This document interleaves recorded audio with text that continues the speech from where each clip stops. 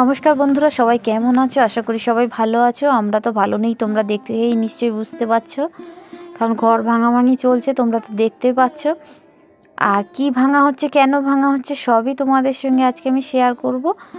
যার জন্যে কালকে আলমারিটার ভেতরে সব জামা কাপড় গুছিয়ে রাত্রেবেলা আমি আর তোমাদের দাদাভাই ব্যাগে ট্যাগে ভরে একদম পুরো গুছিয়ে সব কিছু রেখেছিলাম।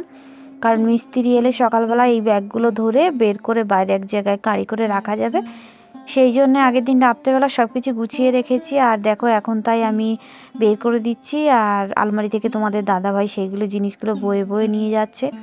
কারণ ঘরটা ভাঙা হচ্ছে, কেন ঘরটা ভাঙা হচ্ছে না, ঘরের জানলাটা ভাঙা হচ্ছে, তার একটা কারণ আছে। কারণ আমাদের ঘরে প্রত্যেকটা ঘরে, আমাদের ঘরে বলে না, প্রত্যেকটা ঘরে তো দুটো করে জানালাই থাকে, সেটা আমাদেরও ছিল। আর আমাদের যে জানালাটা তোমরা নিশ্চয়ই সবসময় দেখতে, আমি যেটা শর্টস করতাম নয়, পেছনে আমি কিছু কিছু সময় বসে যে কথা বলতাম, পেছনে একটা পর্দা দেওয়া থাকতো, ওইটা একটা জানালা ছিল।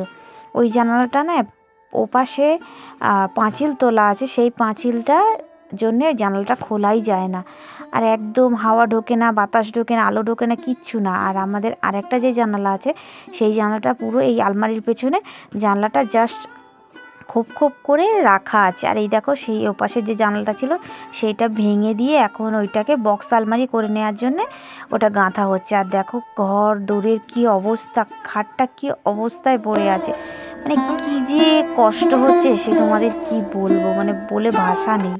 A few moments later. তাই এদিকে দেখো ওপাশে মিস্ত্রি কাজ করছে, এদিকে আবার লেবারটা এসে একটু দেখে ঠিকঠাক করেছে। মানে ঘরদোরের যে কি অবস্থা, যেমন ঘরদোরের অবস্থা, নোংরা ধুলো বালি, সেরকম মনেরও সেরকম মন খারাপ, সেরকম অবস্থা। মানে কিছু যেন ভালো লাগছে না, ঘরদোর এমন হয়ে আছে। তো একটা কি বলো তো, বাড়িতে ওঠার আগে একটা পরিস্থিতি ঠিকঠাকভাবে একদম পুরো তৈরি করা ঘরে ওঠা, আবার ঘরে চেপে সেই ঘর ভেঙে আবার নতুন করে গাঁথা, সে একটা অন্যরকম। এই জানালাটার কথা বলছিলাম, এইটা আলমারির পেছনে ছিল, এইটাকে এখন ভেঙে আবার বক্স জানলা ঢালাই ফেলে নিচে একটা স্ল্যাব ফেলে তার উপরে আবার গ্রিলটাকে বসাতে হবে। ওই জানলার গ্রিলটাকে এতে কেটে এতে বসাতে হচ্ছে। মানে সে বলো না, এখানকার ঠাকুরটাকেও সরিয়ে দিয়েছি, ঠাকুর এখন আর আমাদের পুজো হচ্ছে না, কারণ মার ঘরে তোমাদের দেখাবো কি অবস্থা। আর ঠাকুর ঘরটা যে অবস্থা, ঠাকুর ঘরটা যেখানে পুজো দেওয়ার জন্য ঠাকুর ঘরটা, সেটা এখনও কমপ্লিট হয়নি, যার জন্য ঠাকুর পুরো তোলা।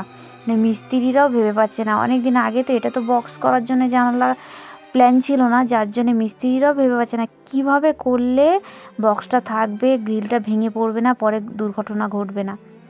আর দেখো মার ঘরের অবস্থা দেখো, মানে আমাদের ঘরে যত আলমারির জিনিসপত্র, ঠাকুর টাকুরের চাদরের তলায় সব চাপা। আমি তাই বলছি আমার জামা কাপড়ের উপরেই ঠাকুর এসে এখন শুয়ে আছে। মা তাই বলছে কি হবে, আর ঠাকুরও জানে কি অবস্থা।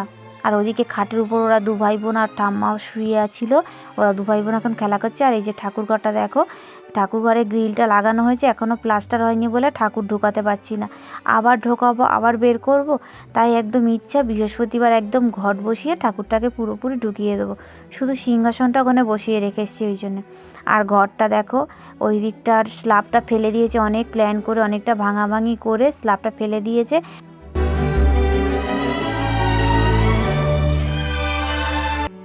এদিকে আবার সামনের যে বক্সটা আছে সেখানে সবসময় জল পড়ে পড়ে শ্যাওলা জমে যাচ্ছে বলে সেটাকে আবার প্লাস্টার করে নিচ্ছে। আর ঘর দোর জামা কাপড়ের যেমন অবস্থা দুরবস্থা, গাছগুলোরও দেখো কি দুরবস্থা। মানে যে গাছগুলোর যে কী অবস্থা হলো এই সিমেন্ট বালি ছিটে। তোমাদের দাদাভাইতে দুঃখ করছে কত সাত করে এবারে গাছ লাগালাম, কিন্তু এই বালি ধুলো উড়ে গাছগুলো, দূরের গাছগুলো দেখো যেন ঝুঁকছে, যেন কেমন একটা কালচে কালচে ভাব পড়ে গেছে। মানে এরকম একটা অবস্থা, মানে একটুও যেন সমস্ত কিছু জিনিসপত্র নোংরা অবস্থা এরকম। তা সবাই পাশে থাকবে, সাথে থাকবে, কেমন লাগলো আমাকে জানাবে। আসবো অন্য ভিডিও নিয়ে, ততক্ষণের জন্য টাটা।